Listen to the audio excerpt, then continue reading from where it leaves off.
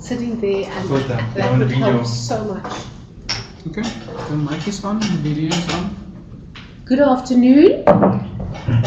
Thank you for checking into our info session on the MPhil in Management Coaching at USB. And in the studio here with me, we have two of our alumni, very special alumni who we've invited just to come and tell you about the experience of the program. I would like to thank everyone. Joshua's here in the room, IT, everyone, marketing that has set this session up. I think that's the way to go. People don't want to waste time driving, and the weather today is terrible in Belgium. So, what we'll do tonight is that I will run you through the presentation, and including our guest speakers in 1 hour.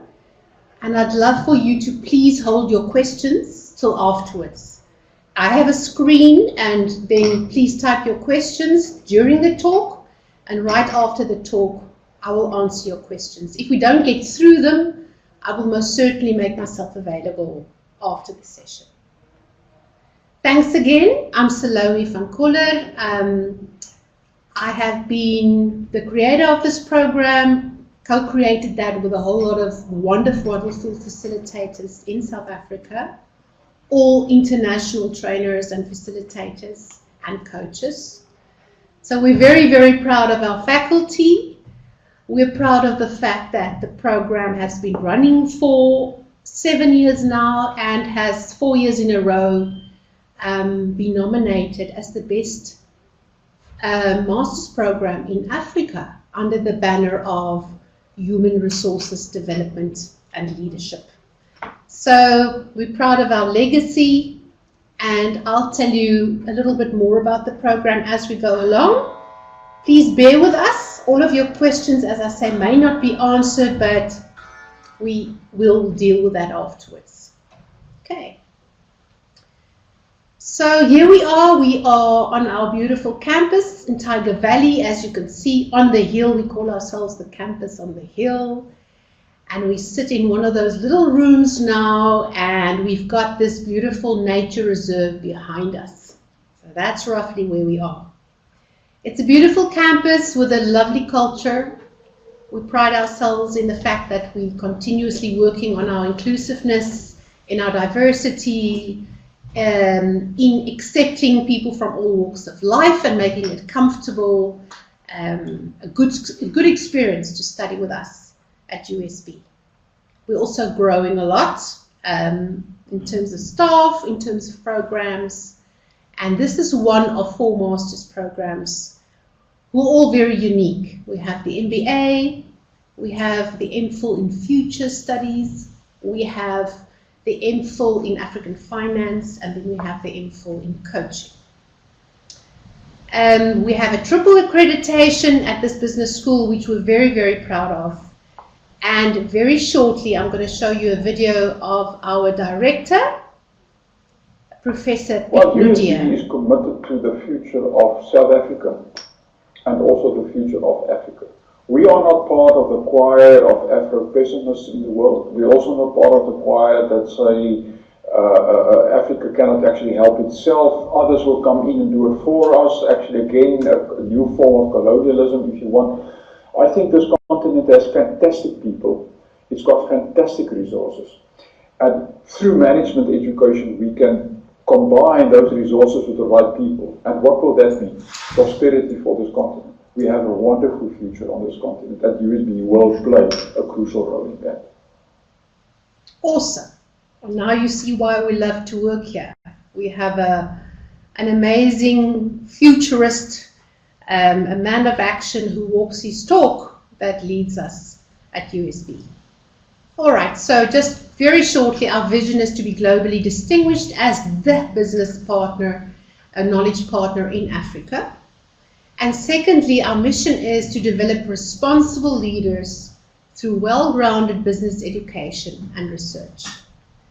And the MPhil is most certainly one of the programs that focuses continuously on the responsibility of the coach to keep the client safe of the coach to keep to their ethics, of the coach to contract properly with all their stakeholders. So continuously throughout the program, we reinforce the responsibility aspect of us developing leaders and managers, and our results has proven to be very sustainable over a long term. I think you're here because you either do coaching or you would love to coach, and there's plenty out there to tell you how successful coaching really is. What a good return on learning investment it is to spend quality time with either an individual or a team, rather than to spray and pray like we do in training rooms. Okay, so I'm going to take you a little bit through my program, and this is for me what responsible leaders look like. In my personal capacity, I love to work with teams, and because team coaching is becoming just so popular and the need for team coaching is growing daily, our fourth module this year already, it has been quite expanded to include 5 days on team coaching and a focus on alignment and on cultural shift within organizations. Because ultimately we can work with one leader at a time, but I think the whole coaching market in South Africa has matured, and they realize that they can't just coach a few individuals at the top. They can't be that exclusive. They need to coach more people. They need to coach bands of leaders in order to shift the culture in the organization. And they need to work with natural work teams. There's such a focus on walking the talk, on showing up in terms of our values. And this is a wonderful space for team coaching. And yeah, just my picture of coaching, when you see them all, I think that's the idea of perfection. A perfect team is a row team, that where everyone has their role, everyone has their strengths, and they are absolutely in motion all at the same time, focused on the same goal. USB often looks at itself as a sailing ship made of big sails and small sails, and I think we are good as a collective body of professionals and teachers, because there's a space for everyone. If you look at a sailboat, there's a role for everyone to play, and everyone is equally important. And if you look at the rudder there, we always say it takes a very, very small wheel to turn a really, really big ship. And so if your leader is at the core and focused on his role, allows everyone else to do what they are good at doing, the sail ship wins. Okay, so that's really how we see leadership. In a nutshell, why USB? Because we have an international accreditation. We are not as such, we are not accredited with ICF, because we believe that we've got 3 international accreditations. It spans the whole of the world. It spans the Americas, Europe, and also Australia. And it's important that every 3 to 4 years we get accredited on all 3 of these accreditations. And MPhil is a part of that. So the credits that you earn on this program is most definitely mobile. You can take that anywhere in the world and it will be recognized. Okay? Leadership development. When you read the papers nowadays, everyone says we've never spent enough time, enough effort on developing leadership. It shows in our public companies, it shows in our small businesses, it shows in our non-profits, it shows up everywhere. Leadership is really a key focus. Client engagement, of course, for those of you who consult as well, or are trainers as well. Coaching on its own is not always a viable career, unless, of course, you do the MPhil. You can ask proper fees. And I think that's one of the, for me, one of the pluses of this program. People are maturing in South Africa. Our clients are saying, where do you come from? Where did you study? What credits do you have? You know, what is your underpinning? They're getting mature. And if you have not had proper training, you do not get the best jobs. On the other hand, if you have had your proper training, you can ask very reasonable fees for your coaching. But as you know, coaching is always good to have in combination with training in terms of transferring the learning that happens on a training course to the workplace. It's a wonderful tool to use with assessments so that people get proper feedback and guidance as to how can they use their assessments to enrich themselves for real. How do they deal back at the workplace with the resistance that will still be there when they come from their training or their assessment? Because their world at the workplace doesn't change. So how do they navigate that? Okay, so we take a global perspective on our program. We're multidisciplinary. Our students come from all walks of life, not just the psychologies and not just education. We have CAs in the class, lawyers in the class, teachers in the class, doctors in the class. We have such a mix, and I think that's what makes the program so rich. So during the year, we introduce you to about 20 different coaching approaches and models. Theory in the morning, practice in the afternoon, and through an evidence-based approach to your assignments, you hone and you develop your own model. Because that is what industry will ask of you. When you go to any of the conglomerates or any of the corporates nowadays, they will ask you, by the way, what coaching model do you use? What is your theoretical underpinning? How many hours of coaching do you have? And can you please display and give us a coaching session and show up? So we're not just preparing you with theory and practice, we prepare you for the real world. To go out there and sell yourself as an authentic, well-branded coach. Okay, I see the questions coming in, so we'll deal with that. Thank you guys as you are checking in.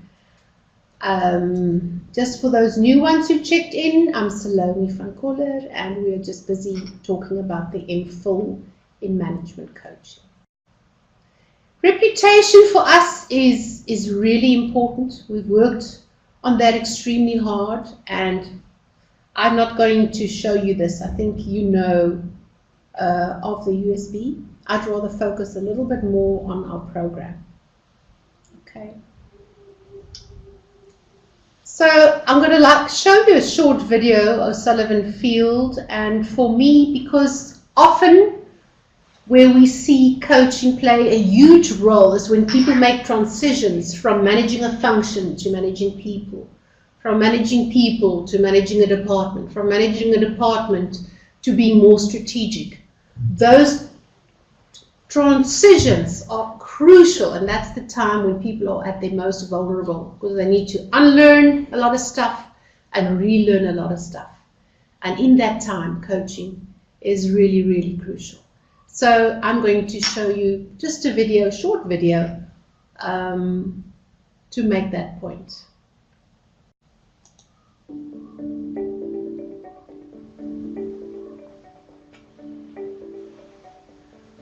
When I moved into the corporate environment, it was a big change from clinical practice. So an MBA made a lot of sense to reskill and prepare myself for the career direction that I was looking for. It was shortly after I completed the MBA that I moved into the role of medical director. And I think I quickly realised that I knew there was greater potential than what I was achieving. So I was looking for someone to help guide me how I could translate some of the theory that I'd learned into practice. The role that I started here at this organisation was as country manager for Australia. And over a period of time, I've taken on additional responsibilities, and now I'm responsible for a much wider region. There are a number of differences, and I guess a transformation process that I've had to go through in moving between those different roles.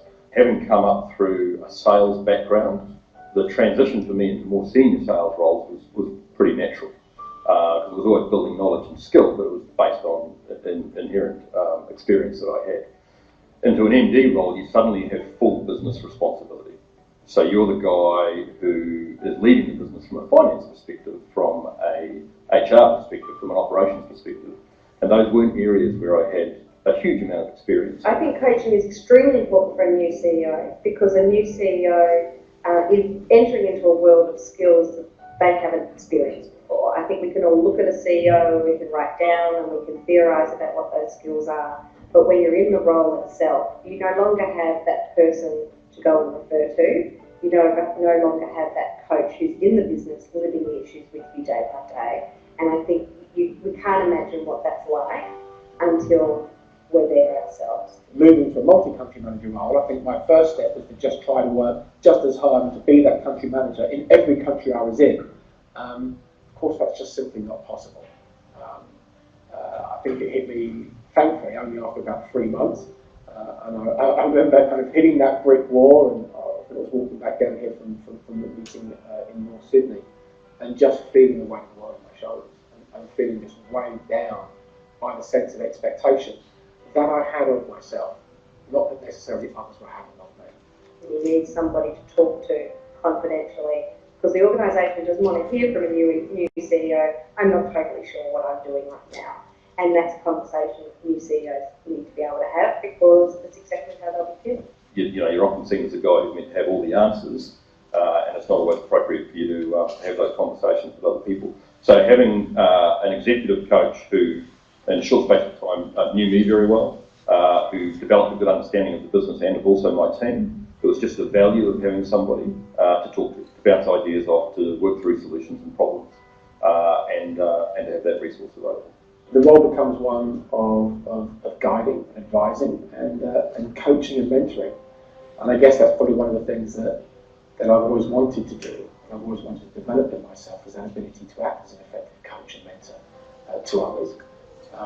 And certainly that transformation process that I've undergone has enabled me to develop those skills and apply those skills for the betterment of the organisation as a whole. It's hard to say specifically what it is, but what I can tell you what it is when I walk out of the meeting, I thought, wow, I got a lot out of that. And it happened so quickly, I don't even know how we got there, you know, and that's a real quality, because often in my coaching experiences, I feel like I'm speaking to the person and thinking, are we getting somewhere here? But with Carol, you're always getting somewhere. And from a learning perspective, that's great.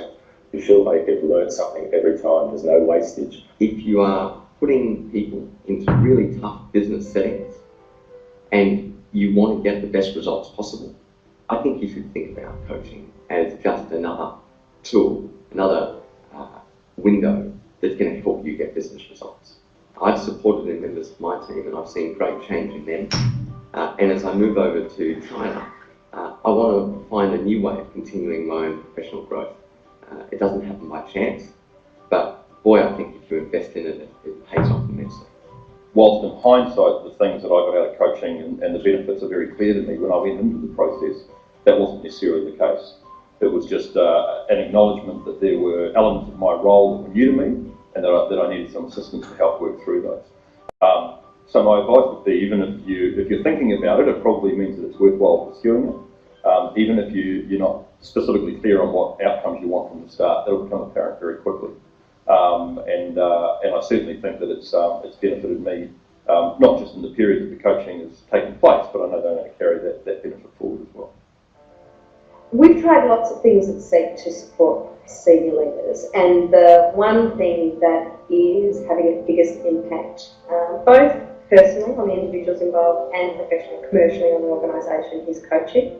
We've tried formal training programs, we've tried workshop type approaches, very team group based, and what we found is that the individual based solution is far more successful, because everybody has their own challenges and personality and everything they bring to a leadership role. And there's no way in a formal sheep dip, for want of a better word, leadership program that we can accurately hit every one of those things for every person in the room. So the way we're tackling it is through individuals. And coaching is the best way to do that we've found most successful.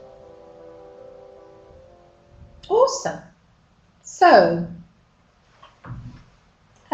this video was more about the coaching for senior leaders. What we see in South Africa is there's a huge move towards focusing on bands of leaders, as I said earlier, bands of managers, coming in and training them in coaching skills so that they can act as peer coaches for one another. But there's just not always enough money to just coach one-on-one.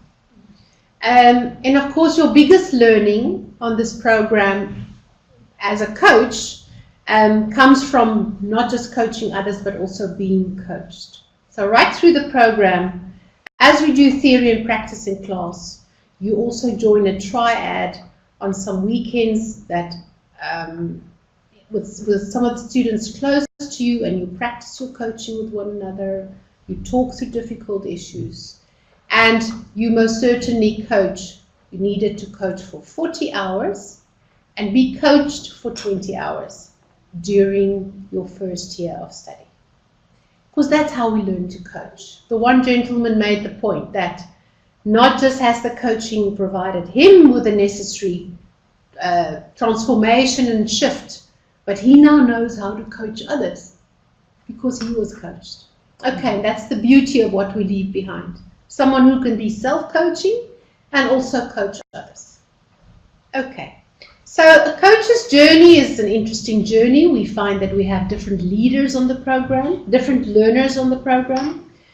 Our program is underpinned by quite a few strong learning theories. One of them is Kolb, and you'll see here in my slide that is slightly blurry, sorry about that, that sometimes we get leaders that are very reflective onto our program.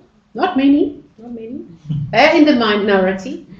We got abstract conceptualizers, people who love the theory and read and can't stop reading. We love those who come in the class and actively experience coaching in the class.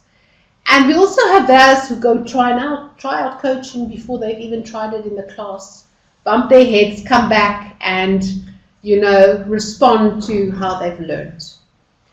What coaching brings, though, first of all, what our program brings is a time to sit down and reflect, because that is what we don't have time for. That is what in general life, that life runs away with us. And that is what's so special about coaching and this program. It teaches us to reflect properly on our learning. And only in that way do we close the learning loop. Only by looking back at what we've done, how we've done it, what was good about it, how could we have done it better, that's the way to learn. That's the way we don't bump our head against the same wall. And that is the beauty of what we bring to our clients. Time to get quiet, really quiet, and to have someone just focusing on them, being present in the moment just for them, so that they can talk through their stuff and can make sense of what happened. Was it good? Was it bad? How do they handle things going forward? To make sense of their VUCA world, their vulnerabilities, their uncertainties, complexities facing them. Sometimes they just need to unpack all the complexity and all the relationships they belong to and all the expectations everyone has of them. And by talking through it, they get clarity.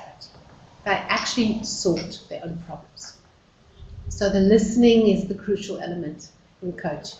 All right, so going ahead with that, what we say in coaching is that everything that you've ever learned, your values, your upbringing, your worldviews, what you've studied before, what you've experienced before in the workplace, as a sibling, as a friend, all of that is useful in coaching because all of that makes you unique.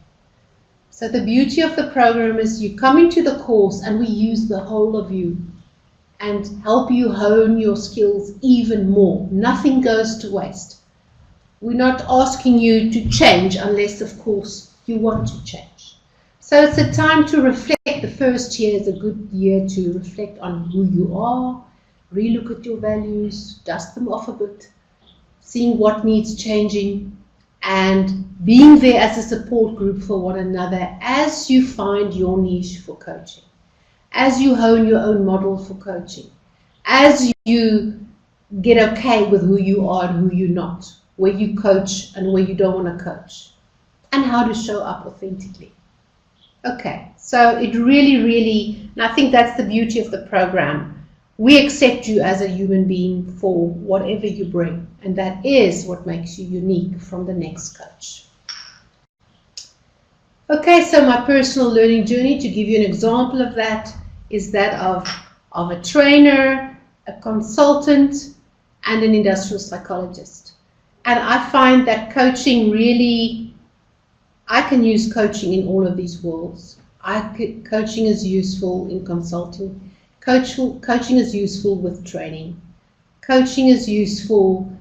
It's just that it rounds you off. It sort of changes you with the way you look at people, and you realize that to understand their world, you need to look through their lenses.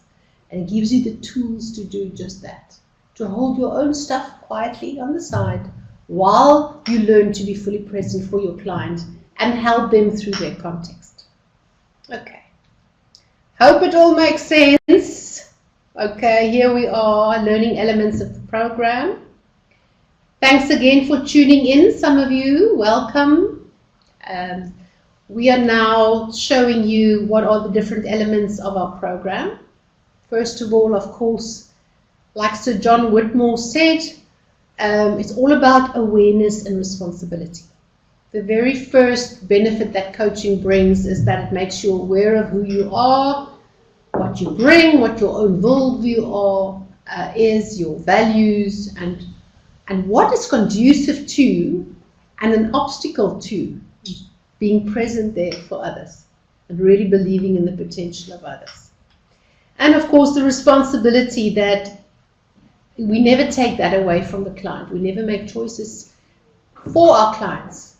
We just enable them to have possible choices to look at, which we help them generate from within. Okay. So we do knowledge in the morning, as I said, on our programs. In the afternoon, we practice with the models that we introduce you to, and we borrow from all the fields of study. We borrow from leadership, from OD, from strategic thinking, from diversity, from storytelling, from psychology, from education, from ethics.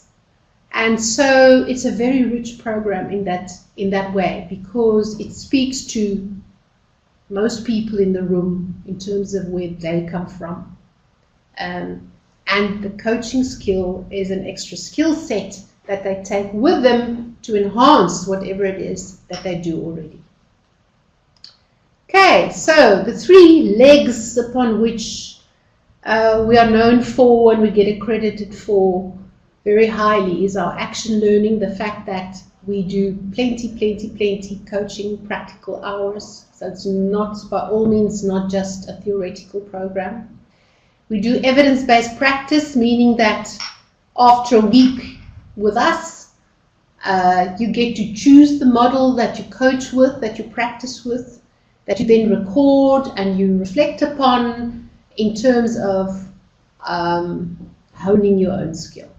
So that is what we mean by evidence-based practice.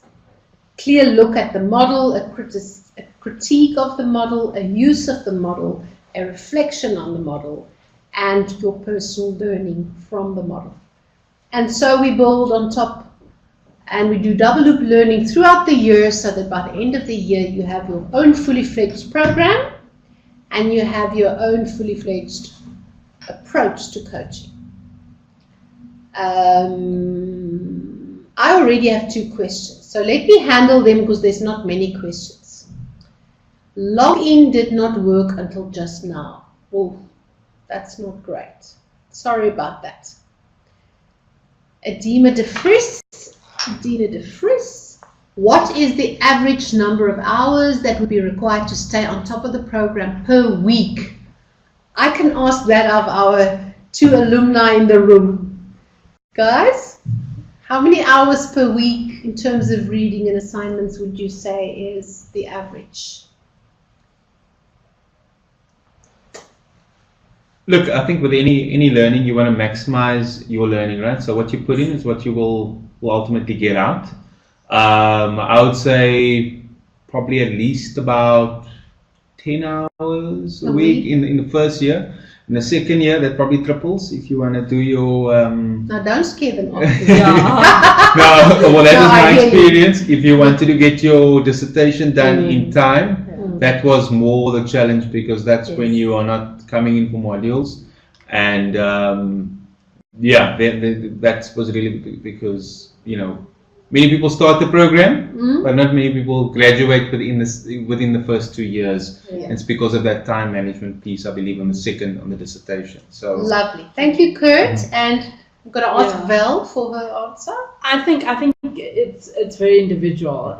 For me, it was really around, you know, fitting in with what I was doing, fitting in with my lifestyle. So my family goes to church a lot, so on Sundays I would not go to church because that was my time, and so you find time somewhere because it's that important and you want to do it. Okay, so cool. Our notional hours, guys, show that 1.5 hour daily is the minimum to really focus, because there are 4 blocks in year 1.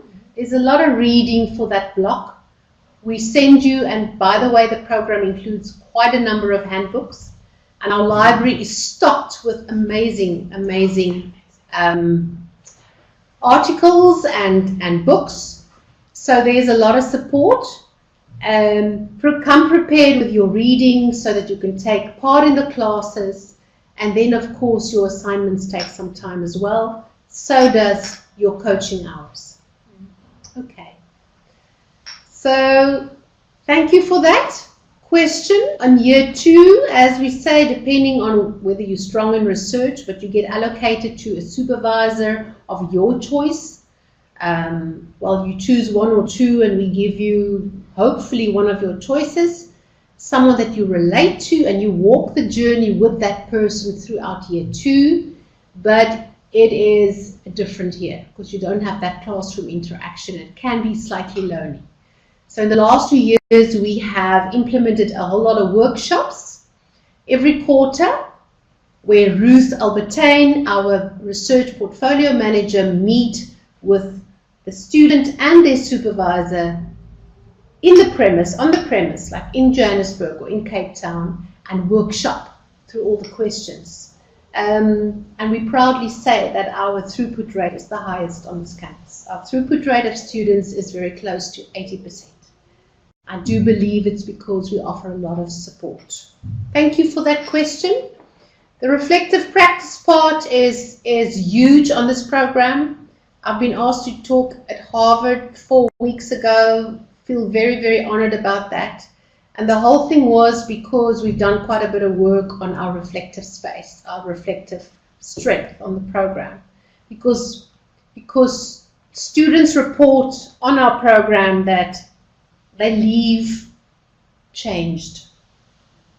They don't just leave having learned to disseminate, discriminate, critically look at, take apart, put back together again, extrapolate, but they also have changed the way that they show up, that they are. They are more tuned into people. They are better listeners.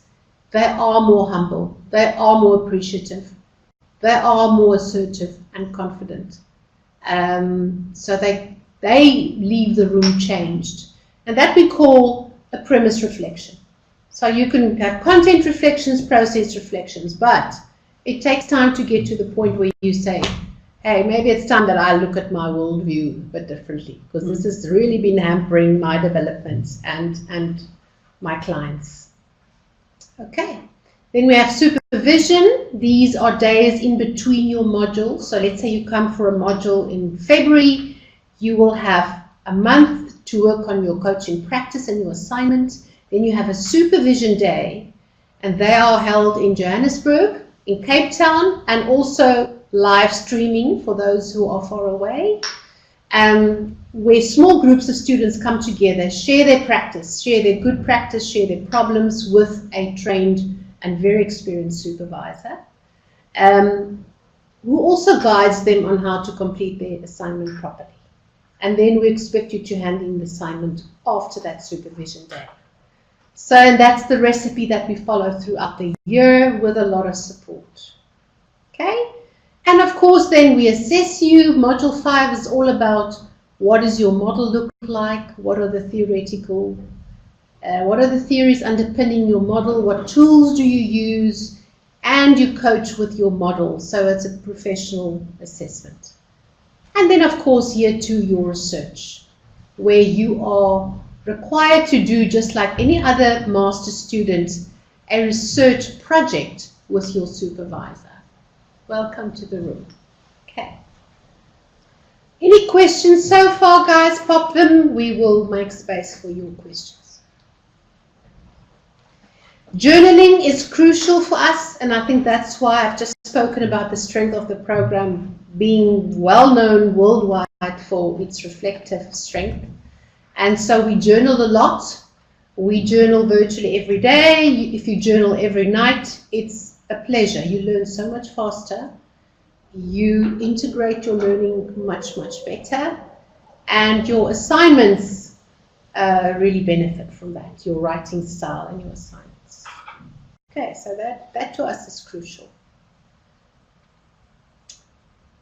We also do reflection during supervision. So those days that I talked about when small groups of students come together with a supervisor, we put different lenses on. We look at your coaching practice through different angles.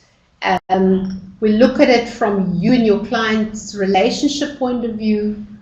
We also look at it from the angle of the supervisor and yourself in the supervision room. And we look at the client system, because it's very important to realize every client is part of a process, is part of a group, is part of a team, is part of processes. And we help, there's at least 2 of our modules focus quite strongly on how to place coaching strategically in an organization, in terms of organization development, in terms of aligned cultures and leadership teams. Okay, I'm going to skip this slide because it's a bit heady. That is one of the learning theories, again, that underpin our coaching. I think you're all aware of the conscious competence theory. So we always equate it to driving a car. When you check your dad and your mom out driving a car, it looks pretty easy and you can't wait to get behind the wheel. And until you do, you don't know what's involved. So you are unconsciously incompetent when you don't know what you don't know. And so as the program develops and you develop and you get feedback and you practice, you're becoming more consciously aware of your development needs and your strengths. Focusing on strengths. That's most certainly what we do through positive psychology and reinforcement of your strengths. Thirdly, throughout the course, and I think that's the biggest focus, is throughout the year we focus on our conscious competence. We focus on developing our skills in a way that is conscious, by getting feedback from our peers, by recording ourselves, by reflecting on our practice, by asking our clients for feedback. And you do a whole lot of hours throughout year 1. So definitely after this program, you walk out here a professional coach, and eventually in a few years' time, you become unconsciously competent, meaning that coaching is so much part of you that you don't realize when you're coaching and when you're not. Okay, so that's one of our leadership theories again, besides COLD that I showed you. And just to show you here why in organizations it's so important to have a coach or a mentor to support someone on a learning journey. You know, when I hear somebody say, please coach this person because he or she has to hit the ground running, I quickly bail out. I say, you know what, this is going to take a while. Because when people go through a steep learning curve, there's a lot of unfreezing of old habits, a lot of unlearning of old habits. There's a lot of relearning of new habits. And in that space, the person is left quite vulnerable because they don't have old practice to fall back on. And if they don't get support through that period, they do fall back to their old practices. But if they have a coach or a mentor to guide them in terms of how do I now apply this back in my world, where there's still resistance to change, still my old workmates, then the success of the learning is so much greater. And therefore coaching is seen to be a very, very strong partner to training in terms of helping people who's been on a training course to transfer the learning back to the workplace and integrate it into their teams.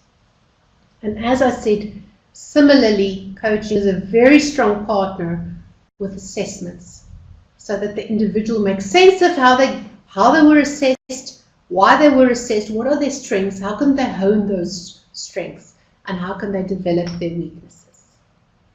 Okay. This is my favorite slide. I personally coach a lot with engineers and architects, and I'm out there a lot in factories. I'll always equate coaching with that scaffold where people are harnessed to, literally in a harness, attached to a strong scaffold while they're working on their wall of life, while they're fixing certain things, while they clean up certain things. That is the safe space that coaching provides the individual who goes through change. And together with that, the definition that to me underpin what we do on this program. I think you can read it for yourself. And focus here on this definition is that, first of all, for learning to happen, it has to be viable. Person has to see this as a viable learning opportunity. So what will I get for my learning? What is the return I will get for doing this program? Secondly, the relevance. How relevant is this learning to my world, my context, my department, my team? And thirdly, personal meaningfulness. Do I want to learn this stuff? Am I even interested in this? And so we often look at organizations, and if one of those three are missing in terms of big change projects, we can move in and say, you know what, something here is missing. So you can go back into history and ask yourself about successful change projects. And I think what you will see is that all three of those elements were present. There was a viability for the organization to go this route. There was a relevance for the team or the individual to learn what they learned. And they were personally interested in it. And that's the question, guys, you have to ask yourself, I think, for this program as well. Will it be viable for me in terms of my business, in terms of my current role in my organization, or in terms of transitioning from my current role to a new role or to my own coaching practice?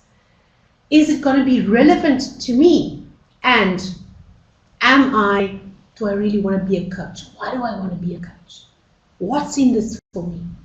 And we've already allowed, I think, 12 people onto the program for next year out of 36 possible positions. And I just love the essays that they write, where they motivate why they want to do this course so badly and how they will manage their time doing so.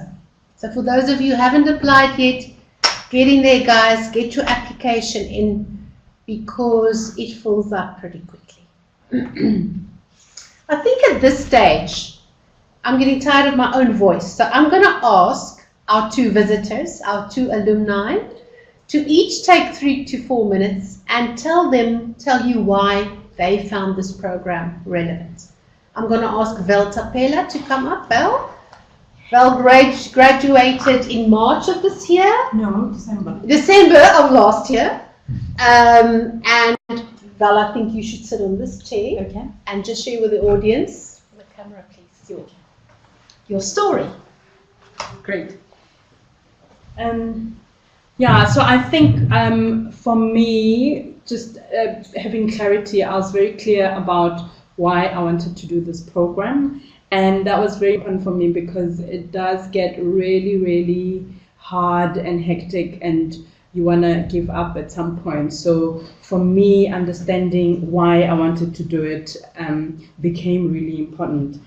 And I think we can all agree that the main job of why we're here on Earth is to find ourselves and to find out what our purpose is. And I really found that this program helped me in a big way. It helped me to journey through that and to find myself. And that helps me because when I'm dealing with clients, when I'm dealing with corporates or people, I'm quite grounded in who I am, and I'm able to, offer things from that place. So that for me was a great thing. I think coaching as an industry, as a profession, gets a little bit of slack. And so what needs to happen is we need to contribute to the industry. And the only way to contribute is through research.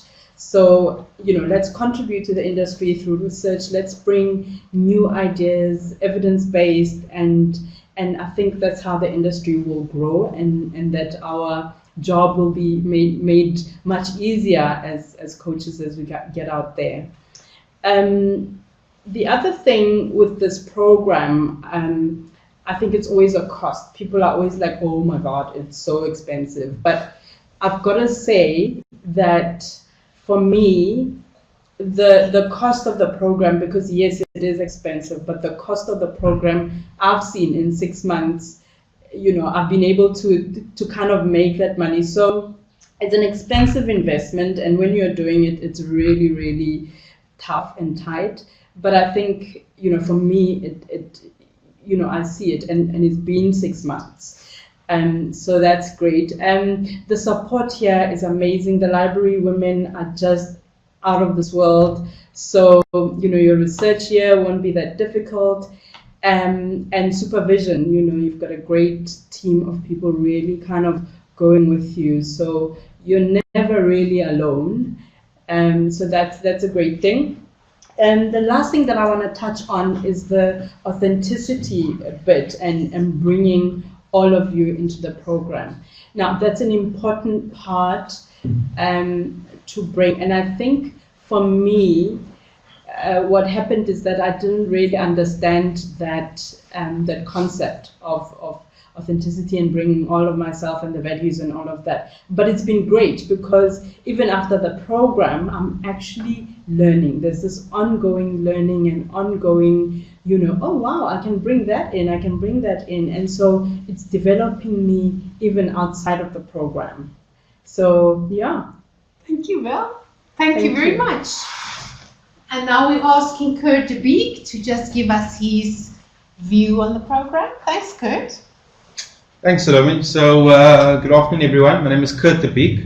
I am from Cape Town here. I've just got a background. I work in the human resources field, been in HR for about 12 years within multinational organizations. So, as you can imagine, on a daily basis, I'm interacting with people on all sorts of human relations issues, whether it's career or development or conflict management. And so, obviously coaching comes in real great handy as I'm having those conversations with individuals on a day-to-day basis and leaders. So I think it's important to just share what my journey to coaching has been, because I think that helped me in deciding to do this program. I was fortunate enough to early on in my career have someone approach me and say, they were going through their coaching training and they needed someone to practice their skills on, and so I was offered 6 sessions of coaching. And going through that process, some of the commitments and actions that I took, I realized, wow, this is really a more sustainable way of learning and actioning and moving forward. And some of the commitments I made in those sessions, I think it was in 2007, are still abide by today simply because I made those, I verbalized that. And so I think therein lies the power of coaching as a medium to really assist people to learn in a manner that is sustainable. And so in terms of the program, when after having been coached, I always wanted to do a coaching certification. I thought I would do it maybe 10 or 20 years out from that. But, shortly I started being drawn more and more into the field, and then started looking at options around service providers. What drew me to the USB was the fact that it was obviously accredited. It was an education institution that had credibility and bearing. When I did the program, which was in 2011 to 2013, I think I was part of the second batch of learners that went through that.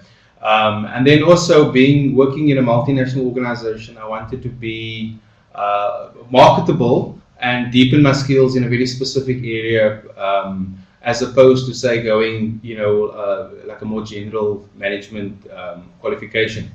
So my experience was, I walked away with a qualification that made me very marketable internally, because shortly after that, I got an opportunity to work internationally with my organization. And one of the key things they said was the fact that I had kind of a niche skill that many people didn't have in the organization.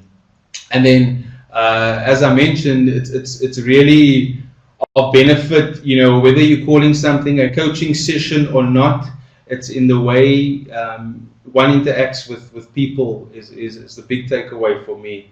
It's when I'm dealing with others that they actually walk away feeling empowered, feeling they've got control. And obviously, I use all the tools that I learned on the program.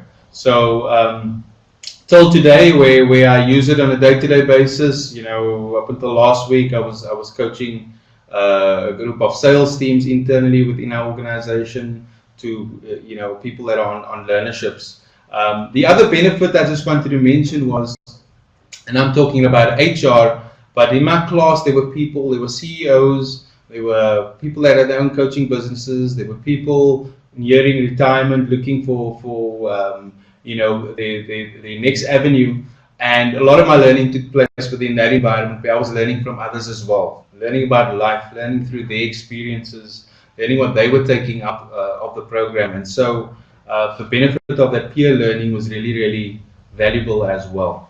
So absolutely, I hope you make the decision to take the program. It's a fantastic program, and I think the USB has really led the way here in Africa in terms of this flagship program. Thank you. Thank you. Good. Thank you very much. Lovely. Thank you. I thought it would be nice for you to hear it from the horse's mouth, from real students who had real experiences. You did. Thank you guys for coming. And then I'll very quickly take you through just a few slides. The benefits of doing this program. As we said, when you do a master's in coaching, you are really entering a niche market in coaching. You're entering a very, very niche market. And as Val said, I worked it out that when you take the cost of the program, that within 100 sessions after the master's program, because you can ask a very reasonable fee being a master's professional, you make back the money that you spent on the program.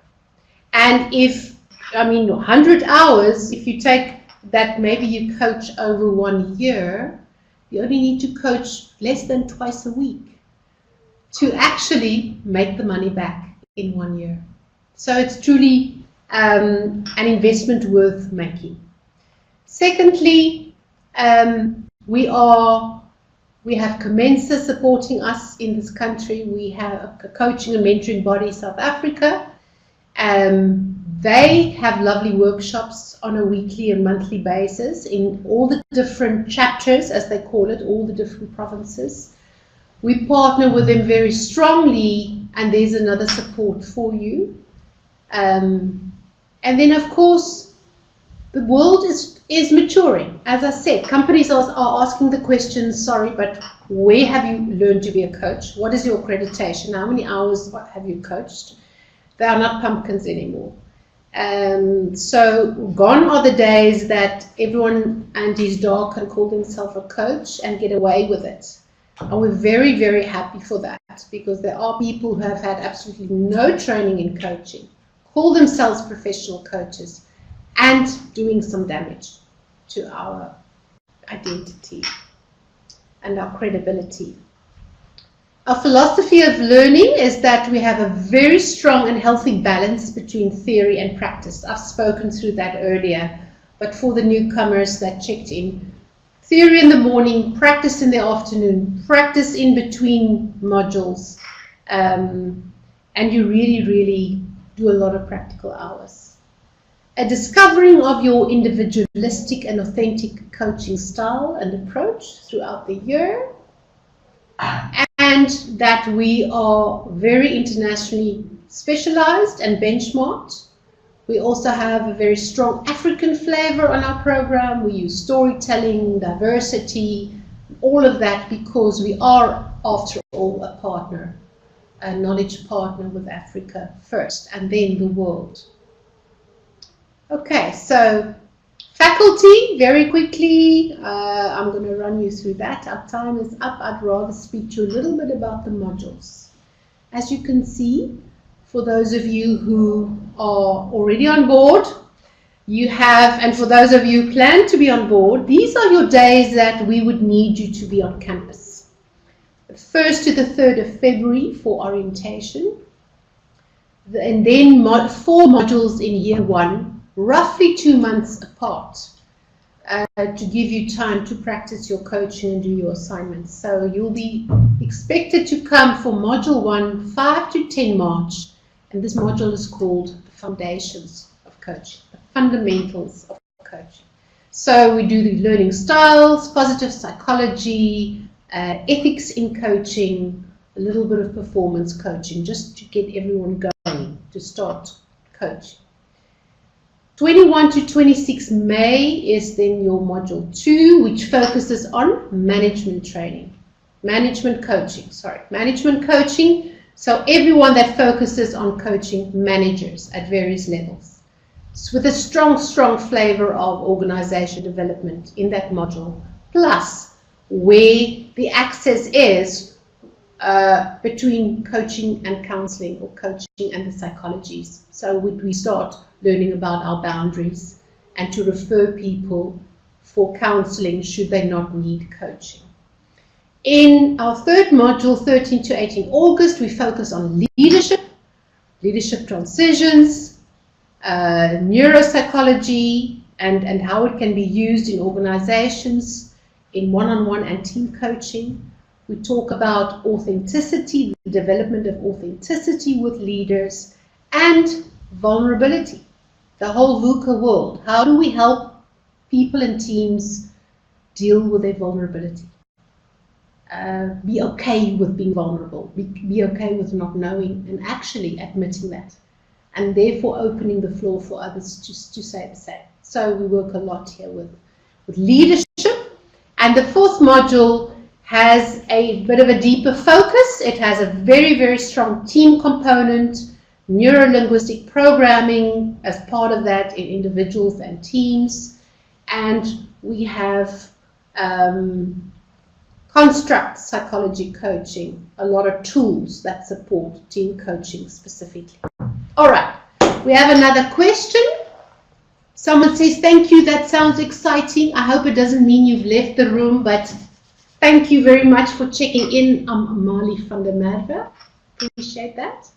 We've got in January our 5th of the 2nd year of your study, your assessment week, where we said earlier, in small teams with your own co-learners and facilitators that you've got to know throughout the year.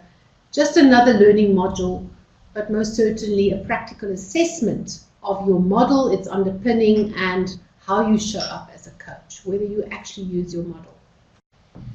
And unlike most other M programs worldwide, we don't leave you give you a short course in research methodology and then ask you to multiply. We actually work with you throughout year one. You'll see that every module in year one has a day where you learn about research methodology. And so you build up throughout the year your knowledge and your skill in research methodology, and you build on your assignment slowly but surely so that by end of year one you already have a fully fledged research proposal, so that the whole of year two you could work on finishing your research part, which is module 6 of your 2-year MPhil in coaching. So as I said earlier, we have a 76% throughput rate at the moment, and that is very, very high for a master's program, which means 24% of people still do all the classroom stuff and the professional stuff and then don't find the energy or enough time to finish their research assignment. But we built in a lot of workshops over the last 2 years, and I think we'll see quite a massive graduation this year, bringing all the sheep into the kraal, so to speak.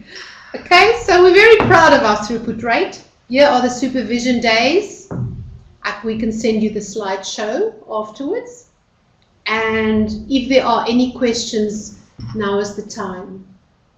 Daisy is asking, does Commensa have chapters outside South Africa? Daisy, not that I'm aware of, to be honest with you, not that I'm aware of. So we're going to have to find out.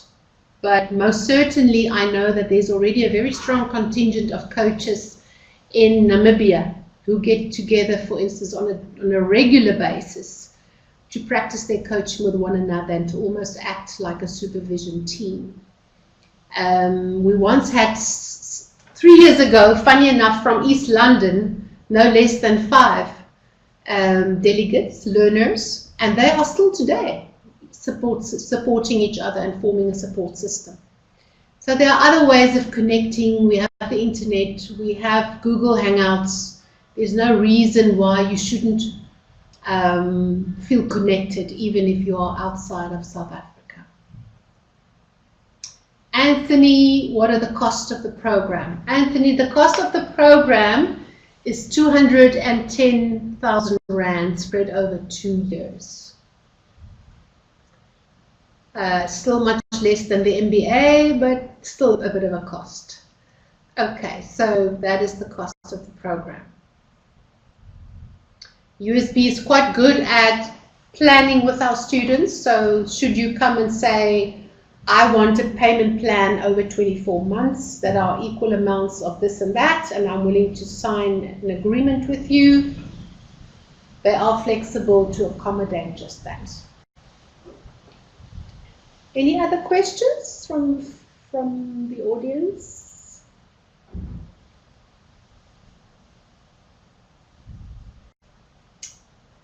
Well, then I thank you very much. This is recorded, and I know some people will look at the recording itself.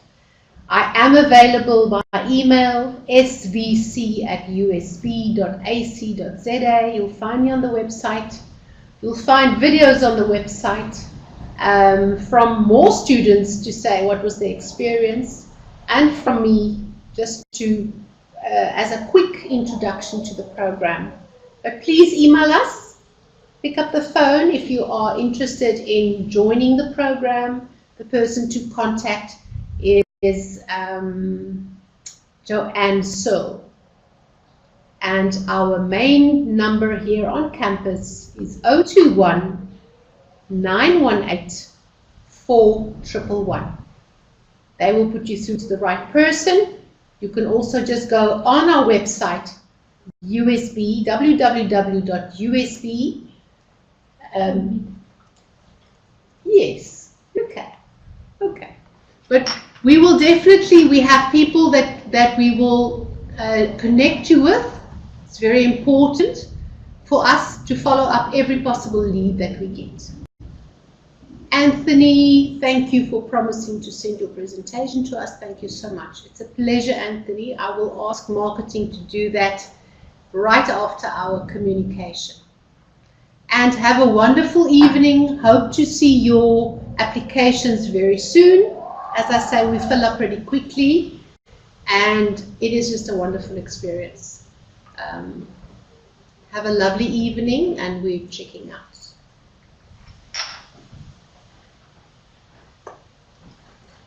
Going on here.